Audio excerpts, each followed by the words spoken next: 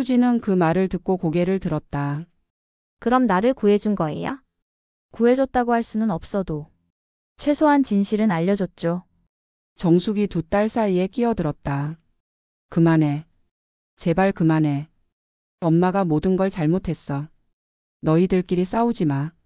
유나는 정숙을 바라보며 마지막으로 말했다.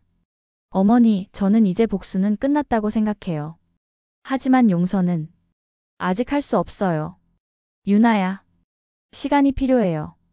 25년을 혼자 살아온 시간만큼. 유나는 가방을 들고 식장을 나서려고 했다. 그때 수진이 불렀다. 유나 언니, 유나가 돌아보았다. 연락처 좀 줄 수 있어요? 언젠가는 자매로서 얘기해보고 싶어요. 유나는 잠시 망설이다가 명함을 건넸다.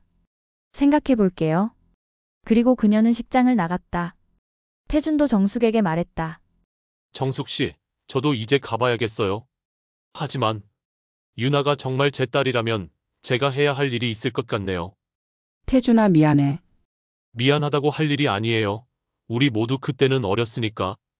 태준도 떠나고 식장에는 정숙과 수진만 남았다. 수진은 웨딩드레스를 입은 채로 의자에 앉아 있었다. 엄마 이제 어떻게 해요? 정숙은 딸 곁에 앉으며 말했다. 미안하다 정말 미안하다. 엄마가 미안하다고 해서 오늘 일이 없던 게 되나요? 그렇지만 엄마도 어쩔 수 없었어. 수진은 고개를 들어 정숙을 바라보았다. 엄마 아빠는 정말 몰랐어요? 유나 언니 존재를? 정숙은 한참을 망설이다가 고개를 끄덕였다. 몰랐어. 아버지한테는 한 번도 말한 적이 없어. 그럼 이제 말씀드려야겠네요. 아버지 상태가 안 좋으신데. 이런 충격적인 얘기를 하면 수지는 한숨을 쉬었다. 엄마 거짓말은 이제 그만해요. 오늘 하루 종일 거짓말이 얼마나 무서운 건지 봤잖아요. 정숙은 더 이상 반박할 수 없었다. 며칠 후 이 사건은 지역 언론에 보도되었다. 결혼식장 불륜 고발 사건, 출생의 비밀과 결혼 사기 등의 제목으로 기사가 실렸다. 정숙은 마트 일도 그만두고 집에만 틀어박혀 지냈다. 이웃들의 시선이 부담스러웠기 때문이다. 수지는 어린이집도 휴직하고 친구 집에서 지내고 있었다. 어머니와 같은 공간에 있는 것이 괴로웠다. 유나는 원래 계획대로 미국으로 돌아갔다. 하지만 떠나기 전에 태준과 DNA 검사를 받았다. 결과는 친부가 맞다는 것이었다. 민호는 사기 혐의로 기소되었고 재판을 기다리는 중이었다. 피해자들의 증언이 계속 나오면서 형량은 더욱 무거워질 전망이었다. 한 달 후 정숙은 병원을 찾았다. 남편 철수에게 모든 진실을 털어놓기 위해서였다. 여보, 내가 할 말이 있어. 의식이 거의 없던 철수였지만 정숙은 모든 이야기를 했다. 유나의 존재, 그리고 철수가 유나의 친아버지일 수도 있다는 사실까지. 미안해. 정말 미안해. 내가 너무 큰 거짓말을 하고 살았어. 그때 철수의 손가락이 미세하게 움직였다. 의사들은 우연이라고 했지만 정숙은 남편이 자신의 말을 들었다고 믿고 싶었다. 3개월 후 유나에게서 편지가 왔다. 정숙과 수진에게 각각 보낸 편지였다. 정숙에게 온 편지에는 이렇게 쓰여 있었다. 어머니께 미국으로 돌아와서 많은 생각을 했습니다. 복수는 했지만 마음이 시원하지 않더군요. 오히려 더 공허했습니다.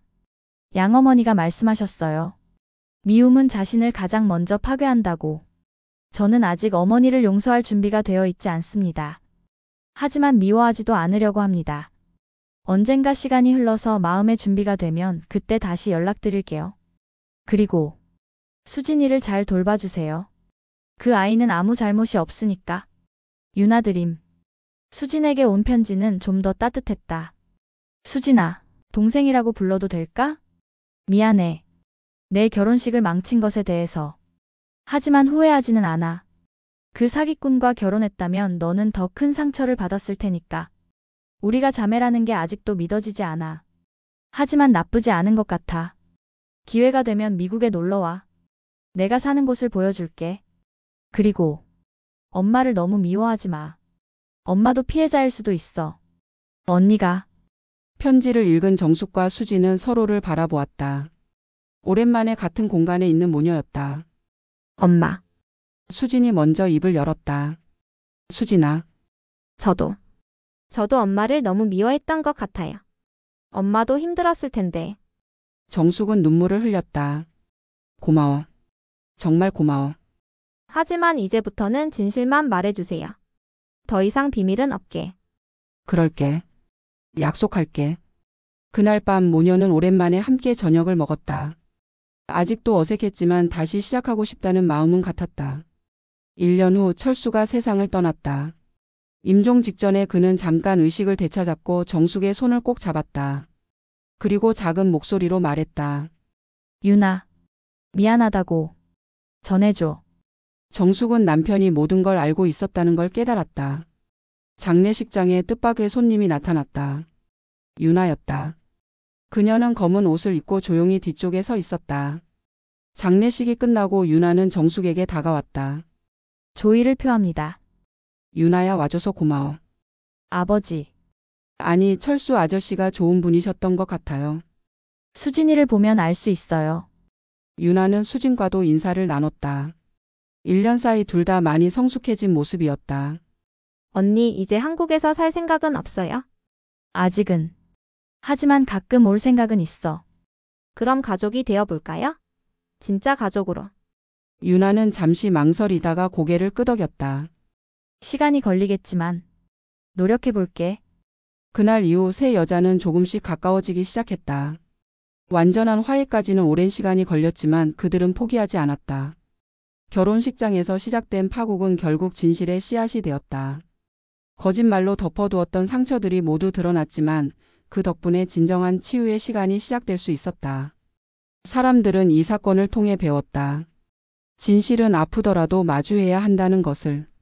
그리고 가족이라는 것은 혈연만으로 되는 것이 아니라 서로를 이해하고 용서하려는 노력으로 만들어진다는 것을.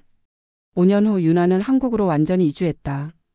정숙은 작은 카페를 차렸고 수지는 다시 어린이집에서 일하며 새로운 연애를 시작했다. 유나도 좋은 사람을 만나 결혼 준비를 하고 있었다.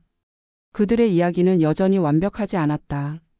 때로는 갈등도 있었고 과거의 상처가 도져 나올 때도 있었다. 하지만 이제는 서로에게 진실을 말할 수 있는 용기가 있었다. 그리고 그것이 진짜 가족이 되어가는 과정이라는 걸 그들은 알고 있었다.